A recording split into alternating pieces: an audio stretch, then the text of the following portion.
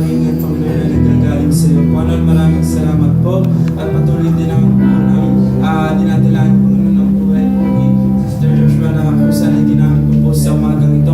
Maraming salamat po sa kanyang buhay, Panginoon. Hayaan nga po na gamitin mo pa po siya ng magdili and effectively sa iyong basahan at hayaan na lagi mong masunod yung iyong mga plano sa kanyang buhay. O God, Panginoon, maraming salamat po. I-bless mo po ang kanyang buhay, ang kanyang pamilya at kung ano man ang inyong desires, Panginoon, ang kanyang buhay. Panginoon, ikaw po yung magtugon nito, Panginoon, ayon lamang sa nais mo, O God. Panginoon, maraming salamat po maging sa aming mga nakapakinig na yung banal at makapangyarihang salita. Tuloy na po, Panginoon, na kami muli na namang napalakas ng aming spiritual life sa umaga ito, Panginoon. Maraming salamat po.